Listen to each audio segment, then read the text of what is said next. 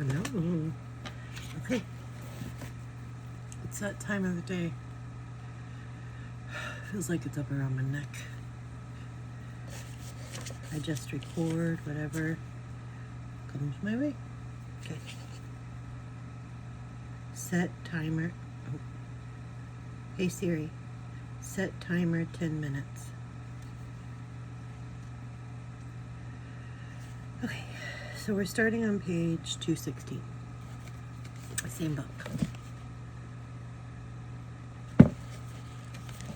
Okay, here we go.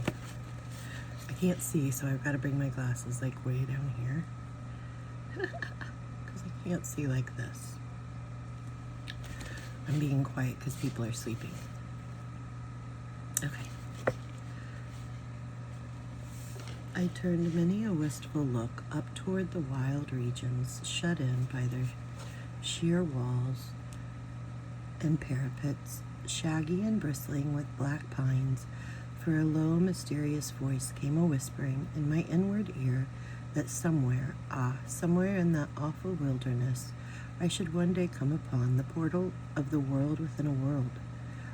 In spite of all I could do, Bulger took a violent dislike to Ivan and Ivan to him, and if the bargain had not been made and the money paid over, I should have looked about me for another teamster. And yet it would have been a foolish thing to do, for Ivan had 2 excellent horses, as I saw at a glance, and, what's more, he took the best care of them at every post, rubbing them until they were quite dry, and never thinking of his own supper until they had been watered and fed. His tarantus, too, was quite new and solidly built and well furnished with soft blankets, all in all as comfortable as you can make a wagon which has no other springs than 2 long wooden supports that reach from axle to axle. True, they were somewhat elastic, but I could notice that Bulger was not over-fond of riding in this curious vehicle with its rattly bang gait up and down these mountain roads, and often asked permission to leap out and follow on foot. At length, Ivan reported,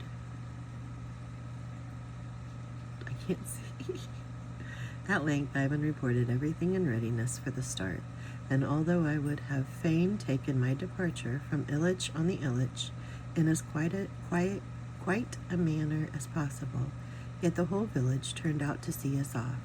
Ivan's family, father, mother, sisters and brothers, wife and children, uncles and aunts and cousins by dozens alone, making up people enough to stock a small town. They cheered and waved their kerchiefs, Bulger barked, and I smiled and raised my cap with all the dignity of a trump. And so we got away at last from Illich on the Illich, Ivan on the box, and Bulger and I at the back, sitting close together like 2 brothers that we were, 2 breasts with but a single heartbeat, and 2 brains busy with the same thought, that come perils or come sudden attacks, come over covert danger or bold and open-faced onslaught, we should stand together and fall together. Many and many a time as Ivan's horses went crawling up the long stretches of mountain road, and I lay stretched upon the broad cushioned seat of the tarantus with a blanket rolled up for a pillow, I would find myself unconsciously repeating those mysterious words of Don Fume. The people will tell thee, the people will tell thee. So steep were the roads that some days we would not make more than 5 miles, and on others a halt of several hours would have to be made to enable Ivan to tighten his horse's shoes, grease the axles, or do some needful thing in or about his wagon. It was slow work, but it was very slow and tedious. But what matters is how many or great the difficulties to a man who has made up his mind to accomplish a certain task. Do the storks or the wild geese stop to count the thousands of miles between them and their faraway homes when the time comes to turn their heads southward? Do the brown ants pause to count the hundreds of thousands of grains of sand which they must carry through their long corridors and winding passages before they have burrowed deep enough to escape the frost of midwinter? There had been many trumps, but never one that had thrown up his arms and cried, "I surrender." And should I be the first to do it? Never. Not even if it meant never see dear old Castle Trump again. Okay, I need a drink. Golly. My hands hurt from holding that book.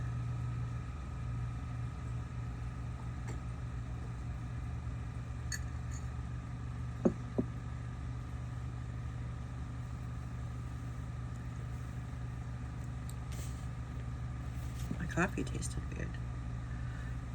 Looking crazy. Okay, back to reading. One morning, as we went zigzagging up a particularly nasty bit of mountain road, Ivan suddenly wheeled about and, without even taking off his hat, cried out, "Little Baron, I cover the last mile of the 100 today. If thou wouldst go any further north, thou must hire thee another teamster. Dost hear?" "Silence," I said sternly, for the fellow had broken in upon a very important train of thought.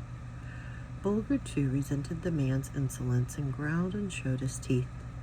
"But, little Baron, listen to reason," he continued in a more respectful tone, removing his cap. "My people will expect me back. I promised my father. I'm a dutiful son. Nay, Ivan," I interrupted slowly. "Curb that tongue of thine, lest it harm thy soul. Know then that I spoke with my father, and he promised me that thou shouldst go a second 100 miles with me if need were, but on condition that I give thee double pay. It shall be done, and on top of that goodly present for your golubchika, darling, your golubchiks." I'm horrible at pronouncing words. "Little Baron, thou art a hard master," whispered the man. "If the whim took thee, thou wouldst bid me leap into the giant's well just to see whether it has a bottom or not. St. Nicholas save me." "Nay, Ivan," said I kindly, "I know no such words as cruelty, although I do confess that right seems harsh at times. But thou wert born to serve and I to command. Providence hath made thee poor and me rich. We need each other. Do thou thy duty, and thou wilt find me just and considerate. Disobey me, and thou wilt find that the short arm may be stretched from Illich to Petersburg." Ivan turned pale at the hidden threat of mine, but I deemed it necessary to make it, for as well as Bulger had scented treachery and rebellion about this boorish fellow,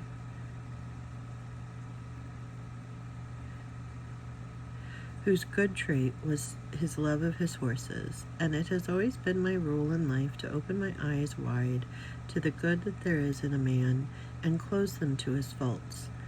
But in spite of kind words and kind treatment, Ivan grew surlier and moodier the moment we had passed the 100th milestone. Bulger watched him with a gaze so steady and thoughtful that the man fairly quailed before it. Hour by hour he became more and more restive, and upon leaving a roadside tavern for the very first time, we had left Illich on the Illich, I noticed that the fellow had been drinking too much kvass. He let loose his tongue and raised his hand against his horses, which until that moment he had been wont to load down with caresses and pet names. "Look out for that driver of thine, little Baron," whispered the tavern keeper. "He's in a reckless mood. He'd not pull up if the giant's well were gaping in front of him.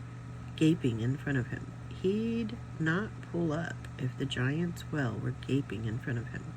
St. Nicholas have thee in his safe keeping." Chapter 3.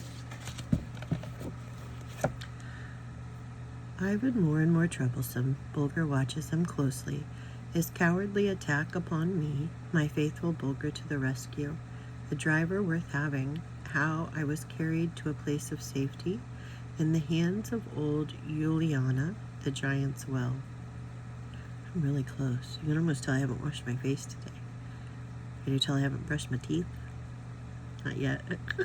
I'll do that next. Okay.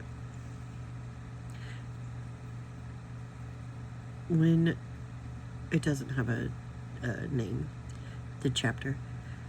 Okay, when we halted for the night, it was only by threatening the man with severe punishment upon my return to Illich that I could bring him to rub his horses dry and feed and water them properly.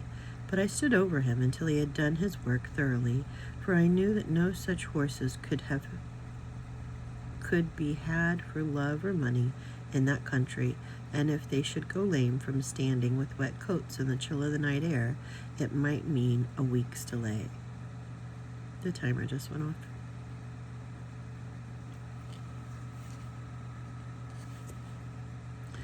Suddenly I had thrown myself on the hard mattress which the tavern keeper called the best bed in the house, and when I was aroused by loud and boisterous talking in the next room, Ivan was drinking and quarreling with the villagers. I strode into the room with the arrows of indignation shooting from my eyes, and the faithful Bulger close at my heels. The moment Ivan set eyes upon us, he shrank away, half in earnest, half in jest, and called out, "Hey, look at the Mazunchik, little dandy. How smart he looks. He frightens me. See his eyes, how they shine in the dark. Look at the little demon on 4 legs beside him. Save me, brothers, save me. He will throw me down into the giant's well. Maryanka will never see me again. Never. Save me, brothers." "Peace, fellow," I called out sternly. "How darest thou exercise thy dull wit upon thy master? Get thee at bed once more, or I'll have thee whipped by the village constable for thy drunkenness." Okay. But we'll start there next time. What page is that? 218. Okay. So, let me go back. What page did we start on? Oh, did I erase it already? No. Right here. Okay, so we started on 216. Okay.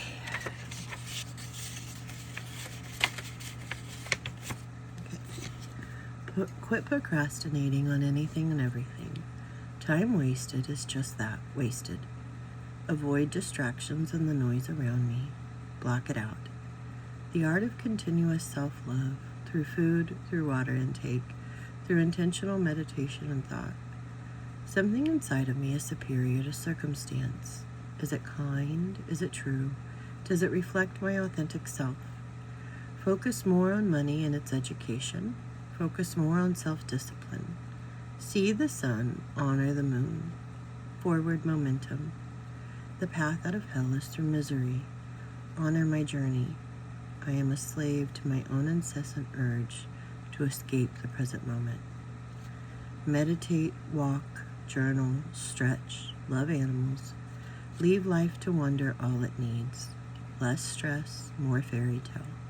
Work on bettering the love I show my body through the food and beverage I put in it. With money, it's not what you make, but what you keep. Focus. Lose any ties to victim mentality. Continue to help yourself. Nobody is going to help you but yourself.